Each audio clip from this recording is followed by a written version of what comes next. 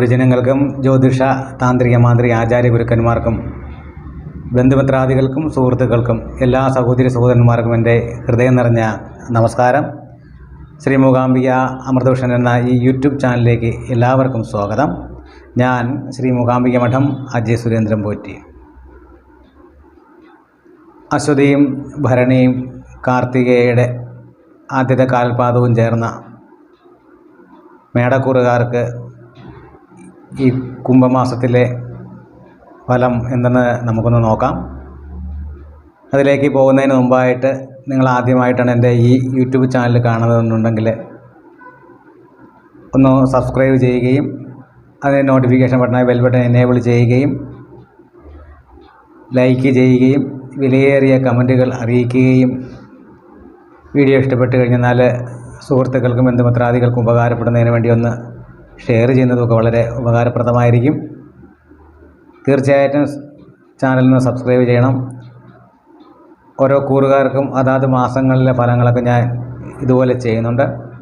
അതൊക്കെ നിങ്ങൾക്ക് നോട്ടിഫിക്കേഷനായിട്ട് കിട്ടുന്നതിന് വേണ്ടിയിട്ട് തീർച്ചയായിട്ടും ചാനൽ സബ്സ്ക്രൈബ് ചെയ്ത് വെക്കേണ്ടതാണ്.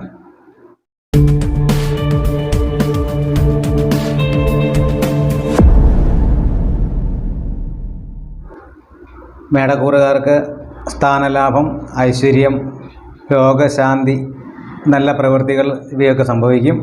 വിചിത്രമായ പ്രണയ അനുഭവങ്ങൾ, തീക്ഷ്ണമായ മാറ്റങ്ങൾക്ക് വശംവദരാകുക, ചുറ്റുപാടുകൾ മൂലം പ്രതിബന്ധം എന്നിവയൊക്കെ അനുഭവിക്കുന്ന ഒരു മാസമാണ്.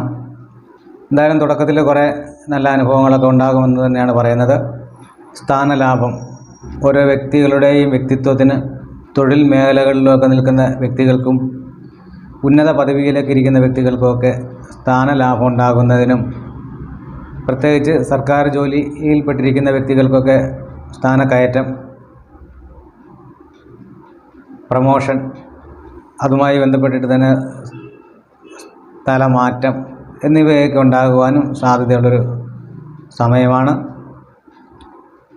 അതുകൊണ്ട് തന്നെ ധനലാഭം ഉണ്ടാകുകയും ഐശ്വര്യം ഉണ്ടാകുകയൊക്കെ ചെയ്യുന്നതാണ്. ഏതൊരു തൊഴിൽ മേഖലയിൽ പ്രവർത്തിക്കുന്ന വ്യക്തികൾക്കാണെങ്കിലും അവരുടെ സ്ഥാനങ്ങൾക്ക് ഉയർച്ച ഉണ്ടാകുകയും ധനലാഭം ഉണ്ടാകുകയും ശമ്പള വർധനവ് ഉണ്ടാകുകയൊക്കെ ചെയ്യുന്നൊരു മാസമാണ് കുംഭമാസം. തന്മൂലം തന്നെ സർവ്വ ഐശ്വര്യങ്ങളൊക്കെ ഉണ്ടാകുവാനും, അതുപോലെ തന്നെ രോഗങ്ങൾക്ക് ചികിത്സകളും മറ്റും നടത്തിക്കൊണ്ടിരിക്കുന്ന വ്യക്തികൾക്ക്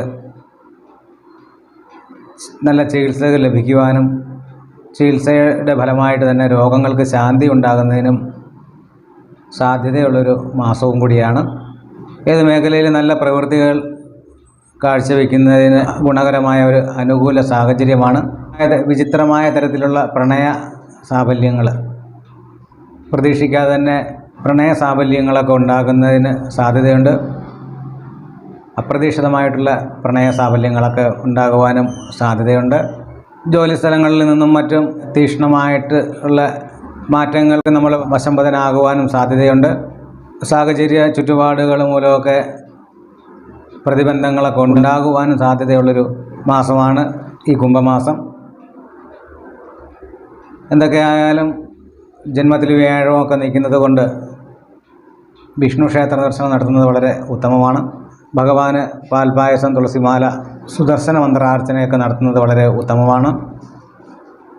ശിവക്ഷേത്രത്തിലാണെങ്കിൽ ജലധാര മൃത്യുഞ്ജയാർച്ചനയും ഒക്കെ നടത്തി പ്രാർത്ഥിക്കുന്നതും വളരെ നല്ലതാണ്. ചെറിയ തടസ്സങ്ങളൊക്കെ അങ്ങ് മാറിക്കിട്ടുന്നതിന് വേണ്ടി. എന്തൊക്കെയായാലും മേടക്കൂറിൽ ജനിച്ച അശ്വതിയും ഭരണിയും കാർത്തികയുടെ ആദ്യത്തെ കാൽപാദവും ചേർന്ന നക്ഷത്രക്കാർക്ക് എല്ലാവിധ ഐശ്വര്യങ്ങളും അഭിവൃദ്ധിയും ആയുരാരോഗ്യവും ഒക്കെ ഉണ്ടാകട്ടെ എന്ന് സർവേശ്വരനോട് പ്രാർത്ഥിച്ചുകൊണ്ട് നന്ദി, നമസ്കാരം.